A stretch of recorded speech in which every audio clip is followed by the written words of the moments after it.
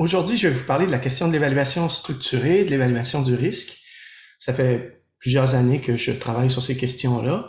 Et plutôt que de vous faire par exemple, une présentation sur qu'en est-il de nos pratiques d'évaluation du risque, par exemple, auprès des jeunes, j'ai décidé de vous entretenir un peu sur l'état de la situation en matière d'évaluation du risque et d'évaluation structurée et d'essayer d'ouvrir quelques portes sur ce que je crois être ce qui s'en vient pour nous en matière du moins de recherche sur ces questions-là. Donc, l'évaluation du risque, c'est au cœur du travail effectué par les professionnels qui accompagnent les jeunes. Ça s'insère dans un processus qui est général et continu. À cet effet-là, Thérèse aura le loisir de nous parler un peu des pratiques actuelles. L'objectif de la discussion d'aujourd'hui, c'est d'ouvrir la porte vraiment sur quels sont les problèmes avec les méthodes actuelles et qu'est-ce qu'on pourrait envisager de faire mieux à moyen terme. Donc, il existe une multitude de situations dans lesquelles on peut vouloir utiliser une méthode pour évaluer le risque ou le risque et les besoins. Il y a des tâches dans lesquelles on veut trier rapidement l'information pour prendre des décisions rapides sans avoir recours à une évaluation très approfondie. Monsieur Boivin faisait part de la complexité de la tâche pour un policier de première ligne de prendre rapidement des décisions, d'estimer et d'apprécier le risque. C'est moins à ce rythme-là dans les milieux de pratique, quoique dans bien des situations, les professionnels doivent prendre des décisions rapidement sur la base d'une quantité restreinte d'informations. Il y a des situations où on veut documenter le risque de récidive, savoir si on est face à un jeune qui est à risque plutôt élevé ou moyen ou faible. Et il y a des situations où tout le processus d'évaluation du risque a pour but et pour objectif de préparer un plan d'accompagnement et d'intervention. Cette évaluation du risque-là souvent nous amène va de pair avec un processus de formulation du risque ou d'organisation de la situation du jeune en une espèce de théorie du passage à l'acte. Et ultimement, cette formulation-là nous guide dans les réflexions concernant le plan d'intervention. Bon, c'est comme si je suis en train de dire à des professionnels qui font ça à l'année longue ce que je pense que vous faites. Donc, bien entendu, il y a plein d'autres façons de voir l'évaluation du risque, mais aujourd'hui, on va voir un peu comment on a procédé jusqu'à maintenant et vers quoi croit-on qu'on peut s'en aller. Peut-être c'est pas une évidence pour tout le monde, là, mais les meilleures pratiques ou les pratiques fondées sur les données probantes sont relativement claires. J'en ai long à dire, mais je vais vous garder ça simple. À l'heure actuelle, il semble qu'il y a un modèle qui occupe relativement le haut du pavé, ou qui a un bon appui empirique. C'est le modèle RBR dans lequel on va s'intéresser à identifier les personnes ou les jeunes qui ont le plus de difficultés, le plus de problèmes, les accompagner principalement sur les aspects criminogènes de leur vie, mais aussi non criminogènes. Et ultimement, on va utiliser des méthodes et des techniques de type cognitif comportemental pour pallier un certain nombre de difficultés qu'ils pourraient avoir. Il y a des modèles, je dirais, en développement un peu partout, des paradigmes qui se développent. Il y a une littérature très intéressante sur l'efficacité des différents modèles. Quelques méta-analyses récentes sont sorties, sont troublantes et intéressantes à la fois. On en reparlera peut-être. Donc, je dirais, une chose est claire, une chose est sûre, c'est que le processus d'évaluation du jeune est au cœur de la démarche. Il va influencer et se répercuter sur une quantité importante de décisions qui vont être prises à propos de ce jeune-là, du moins dans un monde idéal, bien entendu. La question qu'on pourrait se poser, comment a-t-on procédé? Avant l'introduction des méthodes structurées, là, on avait des évaluations beaucoup plus cliniques, plus traditionnelles, où on se basait sur notre compétence et notre compréhension de la vie du jeune.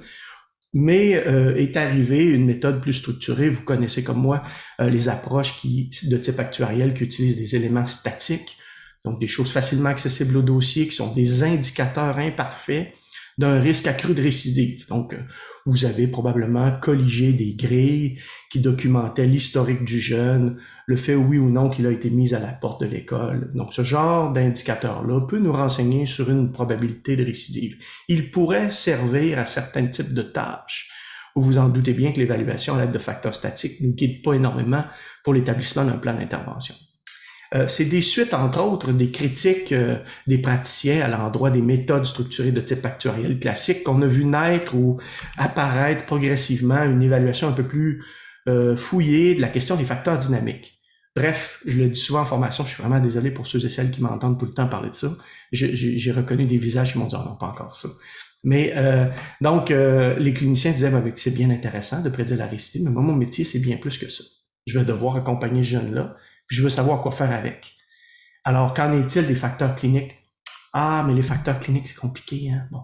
Donc, ça a pris au moins une vingtaine d'années pour passer de quelques bonnes idées sur ce qu'on devrait regarder pour en arriver à des méthodes qui tiennent minimalement la route. Et plus récemment encore, on a vu des efforts qui ont été déployés pour utiliser nos évaluations pour réellement guider le plan d'intervention.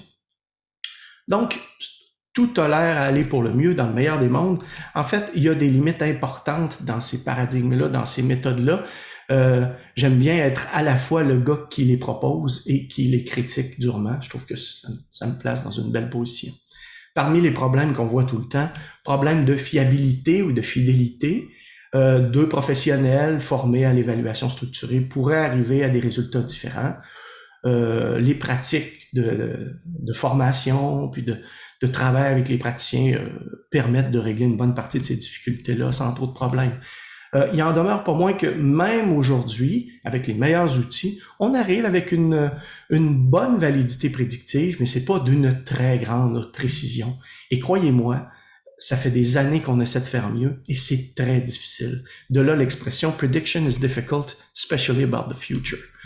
On a des méthodologies qui mettent beaucoup l'emphase sur la question des risques et des problèmes, pour une multitude de raisons dont on pourrait reparler sur la question de l'évaluation des facteurs de protection.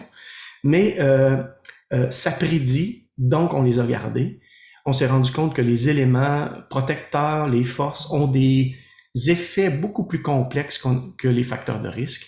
Et pour ces raisons-là, il y a probablement encore beaucoup de travail à faire à l'introduction des facteurs de protection.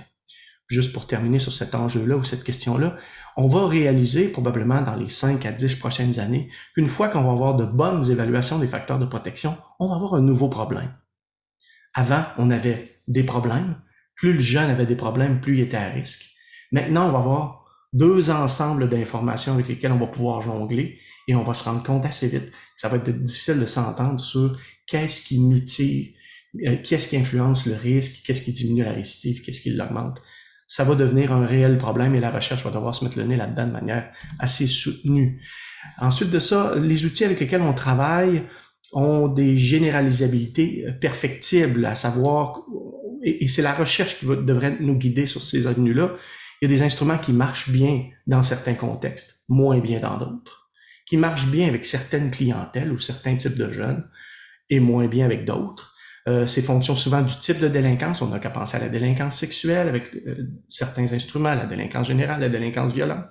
Et il y a tous les enjeux dans certaines situations, l'instrument ne fonctionne pas et on doit guider, autant que faire se peut, les décisions à l'aide de la recherche sur la dérogation. Donc, dans quelles circonstances on peut conclure que l'instrument ne fonctionne pas bien avec tel ou tel jeune? Ça a l'air d'une question éthique ou théorique, c'est une question empirique. On doit alimenter la réflexion des collègues en leur donnant les résultats de recherche qu'on a trouvés sur les décisions qu'ils ont prises par le passé. Ensuite de ça, les problèmes que l'on a avec ce genre d'outils et de méthodes-là, c'est les problèmes liés à la méthode sommative traditionnelle. Je m'émeus dans mes cours quand je parle de ça, mais je suis le seul à être content de parler de ça. Mais grosso modo, dans une méthode de type actuariel traditionnel, chaque indicateur de risque vaut un point. Et l'histoire a démontré que, contre toute attente, l'addition de ces points-là, à date, c'est ce qu'on semble être capable de faire de mieux. Bien entendu, on le sait qu'intuitivement, il y a des facteurs de risque qui valent plus cher que d'autres. Mais la recherche est relativement claire là-dessus, mais ça ouvre des nouvelles possibilités et des nouveaux problèmes.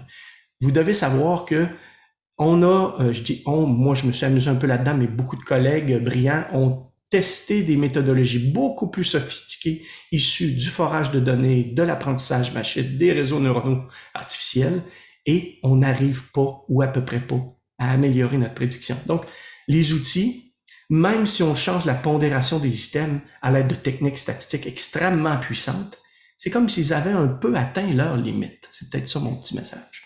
Ensuite de ça, et ça va être la deuxième partie de ma discussion.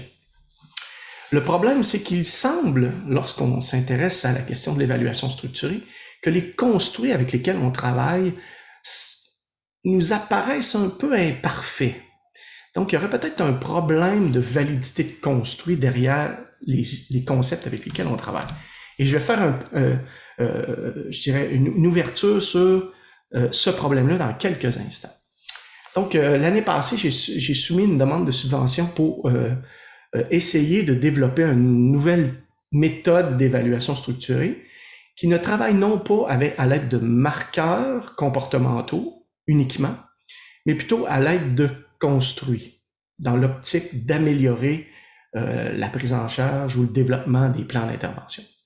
Pourquoi je me suis tourné vers ça? C'est que lorsqu'on regarde les méthodes et les outils avec lesquels on travaille, on se rend compte que les concepts avec lesquels on travaille, vous n'avez qu'à penser aux Big Eight, là, les amis, la consommation, les valeurs criminelles, la personnalité sociale. Ça contient, ces construits-là, un paquet de choses qui ne sont pas du tout au même niveau théorique. Là-dedans, il y a des construits théoriques assez vagues parfois. Il y a des influences externes, il y a des facteurs situationnels contextuels, il y a des éléments de personnalité, il y a même de la disponibilité ou de structure d'aide. Donc, on appelle ça, dans ce paradigme-là, des facteurs dynamiques qui fluctuent sous l'effet des programmes et que si on diminue l'effet de ces facteurs-là, les jeunes récidivent moins. À date, moi, je vous convainc de ça dans mes formations. Je pense que je réussis de temps en temps à vous convaincre. Il y a un certain nombre de problèmes dont on parle dans les formations. C'est assez difficile d'inférer les mécanismes qui sous-tendent les besoins criminogènes. Je vais vous donner un exemple. On va parler de l'école. Okay? Donc, étant donné que c'est très difficile d'inférer les mécanismes sur la base de l'évaluation des besoins criminogènes, ça devient plus difficile de bâtir un plan d'intervention. Donc, si on prend, par exemple, la question de l'éducation et de l'emploi, beaucoup d'entre vous n'êtes pas surpris d'apprendre que les jeunes qui sont peu intégrés en emploi ou qui fonctionnent pas bien à l'école, généralement récidivent plus. Okay? Ça ne surprendra pas grand monde ici autour de la table. Ce que vous voyez là aussi, c'est un des 8 classiques, donc domaines les plus couramment associés à la récidive.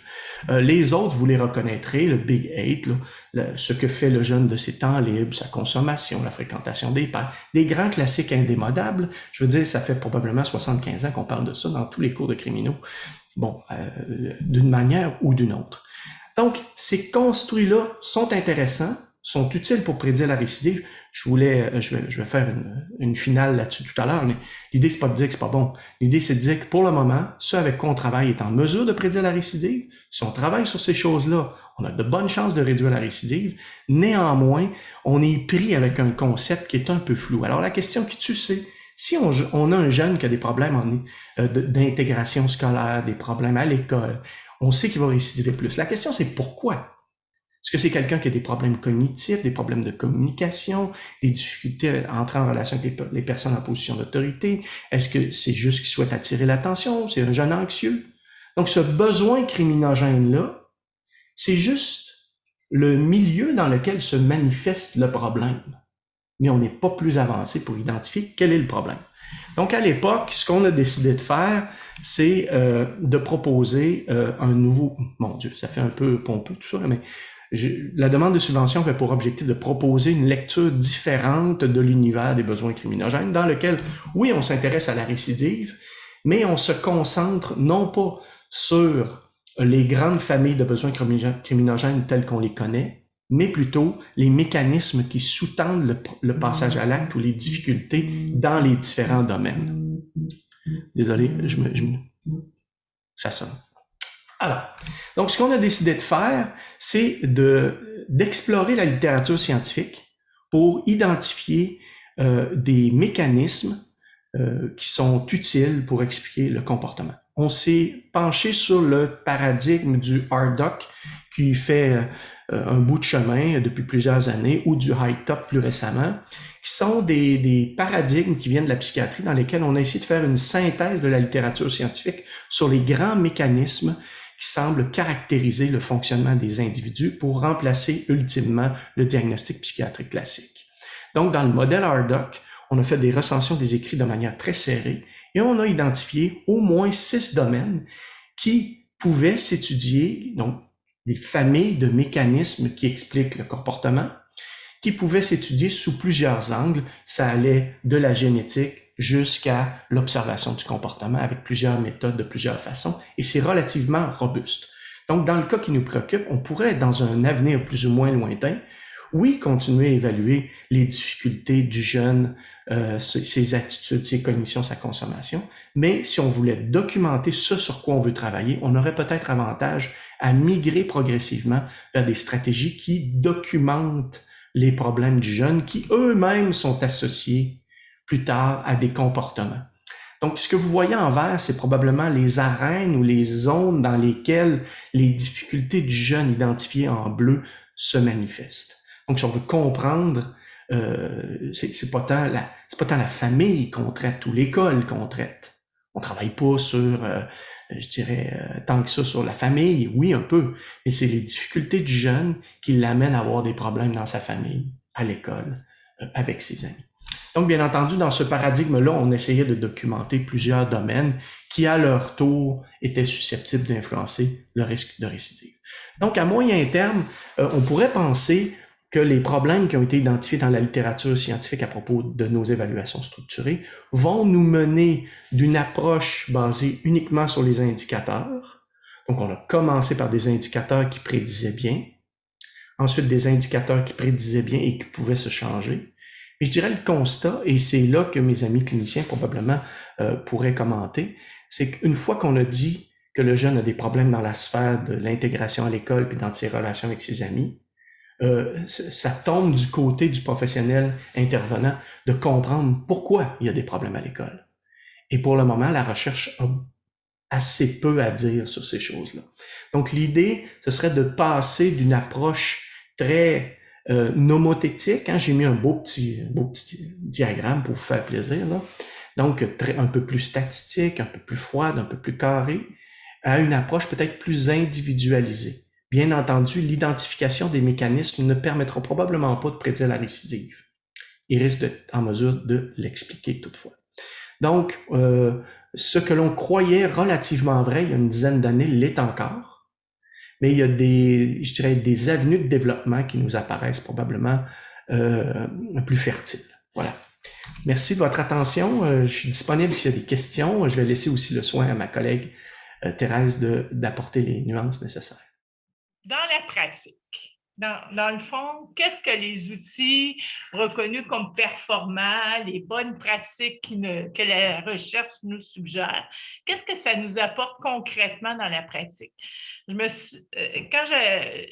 un peu le sens que j'ai pris de la présentation. En fait, qu'est-ce que ça nous apporte dans le cadre de nos évaluations, mais aussi dans le cadre de nos interventions, parce qu'il faut bien prendre conscience qu'après qu'on a évalué un jeune, on va intervenir auprès de lui pendant parfois quelques mois, mais parfois plusieurs mois, puis pour certains, quelques années.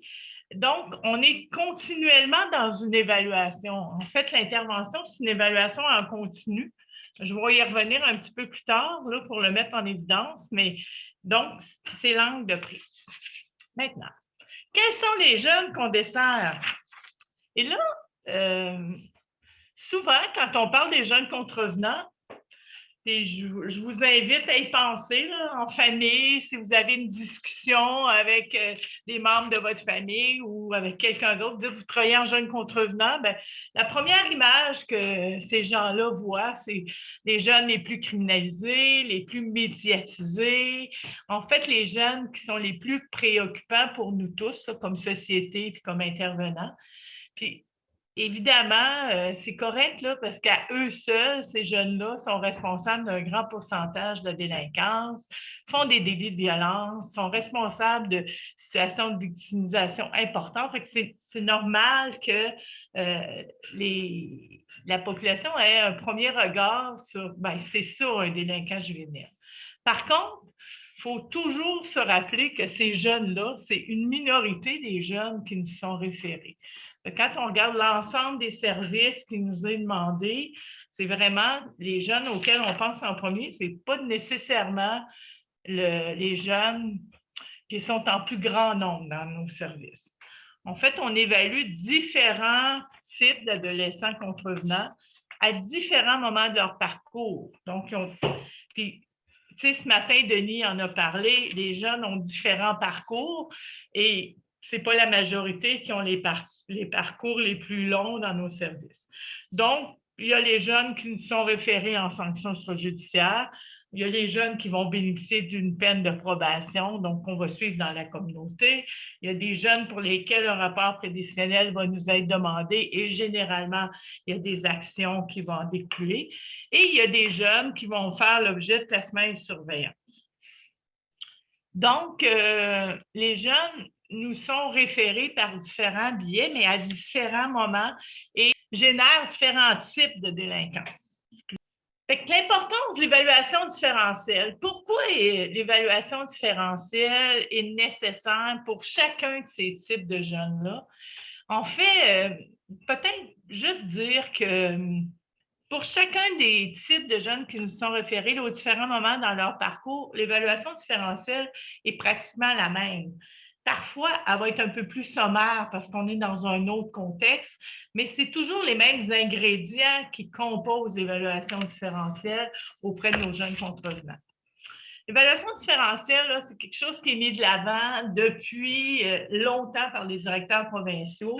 Ce n'est pas né avec l'HPA, ça existait bien avant. Je dirais que quand on remonte dans l'histoire, c'est très clair le positionnement par rapport à la nécessité de bien évaluer les jeunes pour s'assurer de donner les bonnes mesures.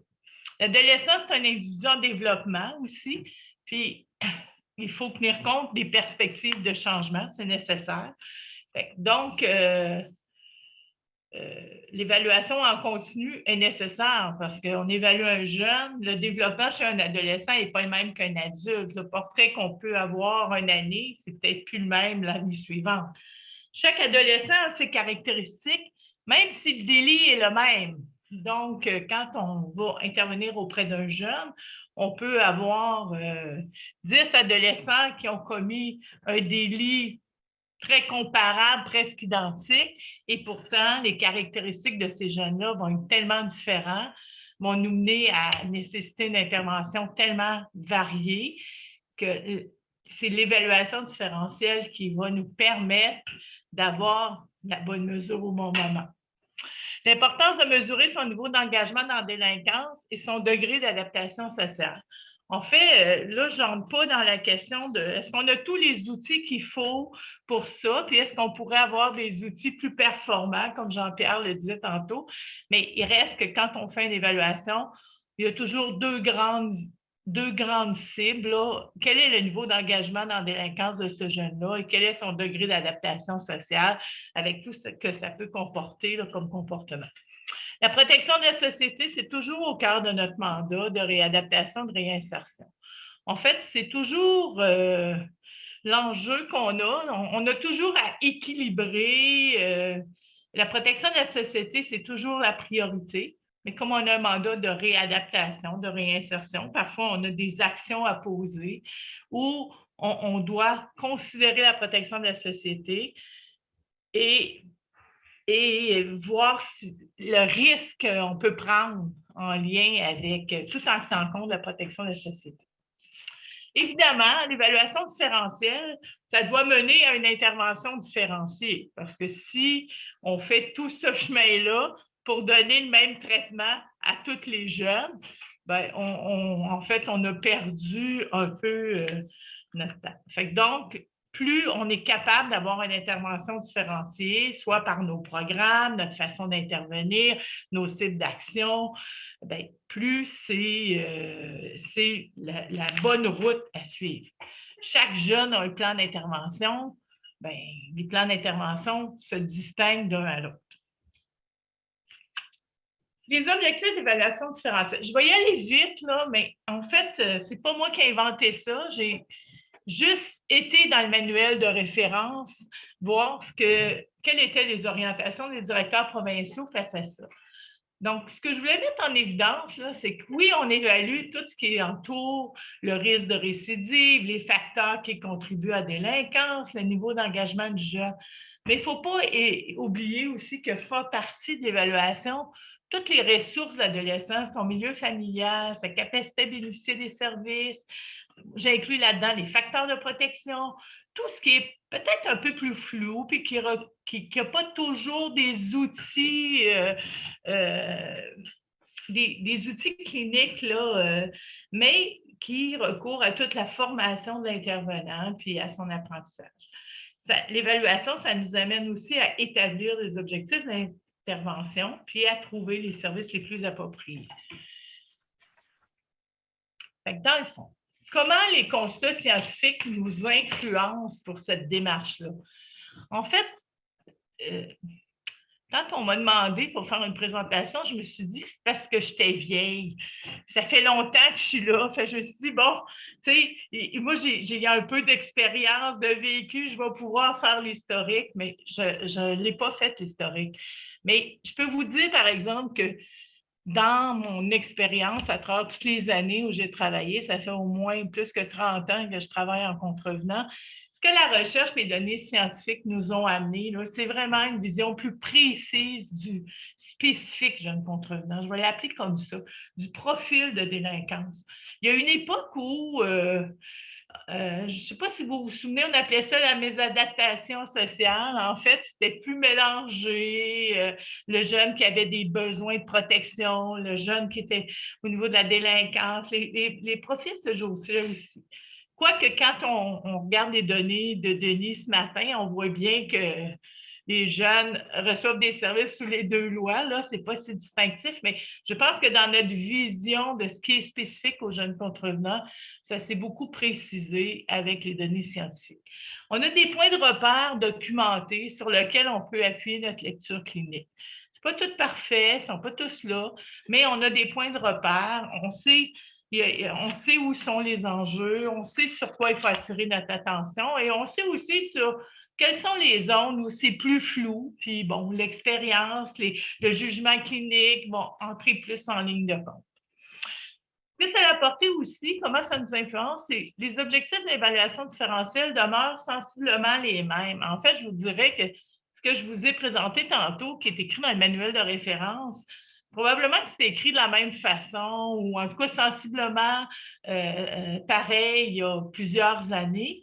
Par contre, dans le comment on va arriver à faire ces évaluations-là, bien là, c'est les constats scientifiques nous ont aidés particulièrement, puis ont changé les pratiques à travers les années. Aussi, lorsque les constats scientifiques ont changé, je vous dirais une démarche et une structure plus précise dans notre façon d'analyser, surtout au niveau du risque de récidive. Bon, Jean-Pierre le dit, on a des outils plus performants à ce niveau-là.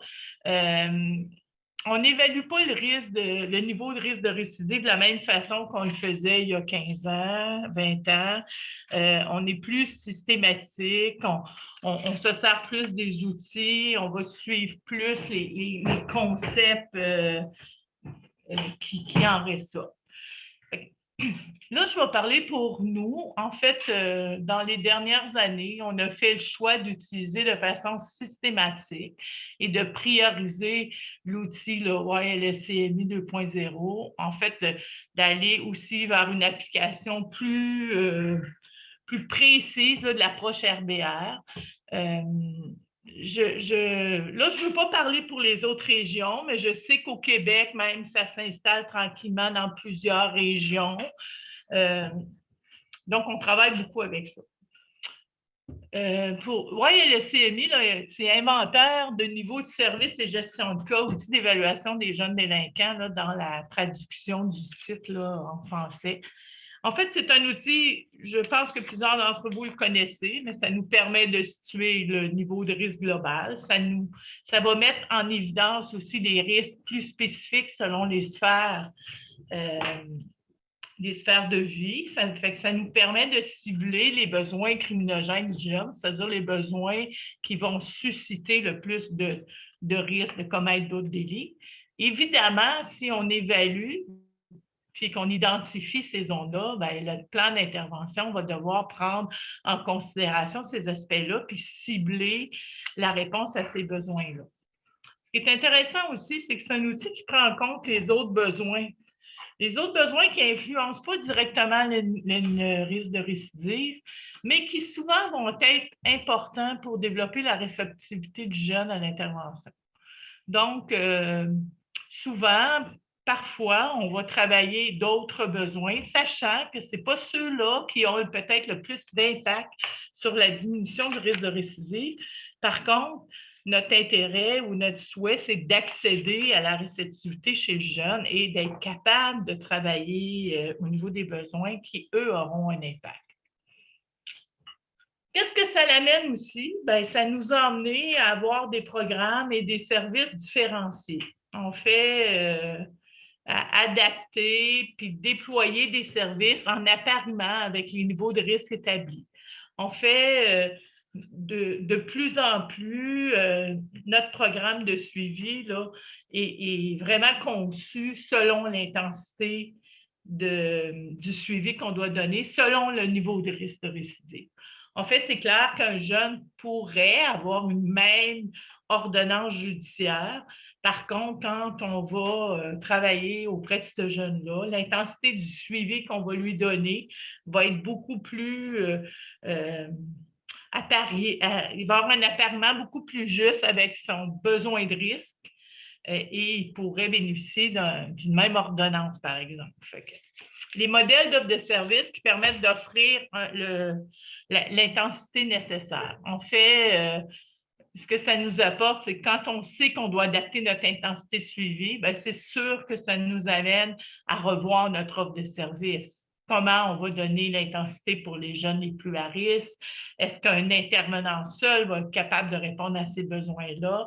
On a fait des choix dans notre structure de service. On a déployé une équipe qui est en soutien pour les jeunes à haut risque, qui va animer des ateliers cliniques, qui va faire de l'accompagnement, qui va offrir du soutien au niveau de la préparation à la réinsertion. On organise les services en fonction de la possibilité d'offrir une intensité élevée. Ce que ça nous a permis aussi, c'est d'implanter des approches cliniques, des programmes reconnus comme plus efficaces pour notre clientèle. En fait, depuis plusieurs années, on se tourne de plus en plus et actuellement, nos ateliers sont en majorité inspirés de l'approche cognitive comportementale. On a de façon systématique pour les jeunes qui sont en placement et surveillance, ils sont exposés au programme ART, donc gestion de la colère, résolution de problèmes, jugement moral. Nous avons aussi, comme d'autres régions, là, on travaille actuellement à l'implantation du programme Lotus, qui est un programme de suivi dans la communauté. Donc, ça nous amène à cibler des programmes et des approches plus performantes, jugées plus performantes par la recherche. Qu'est-ce que ça nous a amené aussi? Puis là, je vais sortir un petit peu d'approche RBR. En fait, la recherche, de façon générale, qui n'est pas juste axée sur la délinquance juvénile, nous amène aussi à prendre en compte et à ajuster nos réflexions là, par rapport à des concepts théoriques complémentaires, je dirais, à prendre plus en compte la dimension interculturelle, les parcours migratoires. Il y a beaucoup de notions qui entourent les approches sensibles au trauma. Je pense que plusieurs d'entre vous ont eu connaissance des recherches de Catherine Laurier, en fait, comment nos jeunes contrevenants vivent avec des traumas ou en tout cas sont à risque de vivre avec des traumas. Donc, toutes les notions qui entourent ces approches-là, toutes les notions aussi qui entourent les réseaux délinquants, c'est vraiment des concepts qu'on inclut dans nos évaluations. C'est comme, c'est des ingrédients qui s'ajoutent à tous les autres ingrédients là, tirés de nos outils. Je voulais aussi nommer que l'évaluation du risque, là, il y a l'évaluation différentielle, c'est sûr, tout ce que je vous ai parlé, là, c'est toute l'intervention, l'évaluation, on évalue les besoins, on fait un plan d'intervention, quelle intervention on met en place. Mais je voulais nommer que tout au long du suivi, on est toujours en évaluation. En fait, l'intervention, là, c'est de l'évaluation continue. Dans nos structures, il y a des révisions systématiques des outils cliniques, les stratégies selon un processus qui est bien établi. En fait, dans le parcours de nos jeunes qu'on suit, on a vraiment des étapes bien établies et des processus de révision des outils, de nos stratégies. Il y a une possible augmentation d'intensité d'intervention. En fait, on évalue au début un jeune, puis ça se peut qu'avec l'évolution de la connaissance de sa situation, c'est possible qu'on augmente l'intensité parce qu'on se rend compte que le besoin d'intervention pour avoir un impact sur ce jeune-là, pour assurer la sécurité du public, elle se doit d'être augmentée. Et il y a toujours la gestion des manquements tout au long des suivis. Fait que dans le fond, chaque manquement, c'est une évaluation du risque. À chaque manquement, il y a une intervention nécessaire. Donc, chaque manquement implique une évaluation, une intervention. Ce n'est pas toujours une intervention judiciaire, c'est parfois une intervention clinique. À chaque fois, on évalue le risque pour la société. C'est toujours un élément à considérer, mais ça nous amène à régulièrement être dans un processus d'évaluation. Tout au long de la peine de placement et surveillance, je me suis amusée à sortir les moments où on a à faire des évaluations. Puis tantôt, Jean-Pierre le disait, c'est dans notre quotidien d'intervenant de faire des évaluations à la lumière des informations qu'on a ou qu'on peut aller chercher. Mais quand un jeune est en placement et surveillance, dans le quotidien, son séjour, on a continuellement à évaluer le risque dans ses déplacements, s'il se déplace à l'intérieur du centre, peux-tu croiser un autre gars avec qui il a déjà eu des conflits? S'il se déplace d'un... Bon, c'est surtout les déplacements là, à l'intérieur du centre, mais même s'il va dans le cours puis qu'il y a une autre unité qui est là en même temps, est-ce qu'il y a des enjeux? Toute la participation aux activités décloisonnées, l'inclusion dans des programmes scolaires particuliers. Vous savez, à Cité des Prairies, là, je donne l'exemple, on a un atelier de moto. Dans un atelier de moto, il y a des tournevis, il y a un paquet d'outils auxquels le jeune a accès. Donc, avant d'inscrire un jeune, de permettre à un jeune de participer à ces programmes-là, il y a une évaluation à faire, une évaluation de risque. En cours de séjour, les déplacements de transport sécuritaire, ce jeune-là doit aller à la cour et il y a un passage au tribunal. Est-ce qu'on peut se fier sur notre système, la façon dont on est organisé pour le transport est suffisant? Est-ce qu'il faudrait envisager une contention? Parfois, il y a des congés provisoires pour différents motifs, suivi médical, rencontre avec un psychiatre, avec un psychologue, salon funéraire, il y a quelqu'un de proche qui est décédé, est-ce qu'on peut l'amener, comment on l'accompagne, comment... En période de pré-surveillance, tantôt je vous parlais qu'on avait des moments précis. Bien, nous, on a une période de pré-surveillance, ça veut dire 5 semaines avant que le jeune quitte en surveillance. Il y a tout un processus d'évaluation qui se met en place et on a une intensité de suivi qui est prédéterminée, mais on doit regarder les risques spécifiques pour ce jeune-là. Quelles sont les pistes d'intervention à sa sortie? Et il y a des évaluations aussi qui vont se faire, des évaluations parfois plus formelles à différents moments d'examen devant un tribunal prévu là, par la loi lorsque des jeunes ont des peines de placement et surveillance. Mais je voulais juste mettre en évidence que finalement, là, les intervenants ils sont continuellement en évaluation. Dans l'évaluation du risque, là, je vais aller très vite, il y a d'autres éléments qu'on considère, en tout cas, qui ont de l'importance. L'importance de la relation d'aide établie entre le jeune, c'est la clé, en fait, c'est souvent la clé. La bienveillance de l'intervenant, mais tout en situant clairement les interdits et les limites. L'implication de la famille, des personnes significatives, avoir des processus clairs, bien déterminés dans l'application de la peine, c'est important. C'est important pour tous. L'importance du soutien clinique, la formation à l'accueil, au développement des connaissances chez les intervenants. Jean-Pierre l'a nommé tantôt. C'est souvent ça qui nous assure que les visions se rejoignent et qu'on utilise bien les outils. Là, je vais vous laisser, je pense que je vais vous laisser là-dessus. Le PowerPoint va être partagé. Moi, j'avais quand même quelques pistes de réflexion, mais on les a tous nommées dans les ateliers ce matin. En fait, on a moins de processus extrajudiciaires, on a plus de décisions sur le banc, on a une baisse marquée de rapports prédécisionnels. En fait, qui sont tous des moments importants pour l'évaluation de nos jeunes contrevenants. Je ne cible personne, mais je pense que la journée, en fait, je pense que la journée est un amorce à une réflexion commune qu'on doit avoir là-dessus.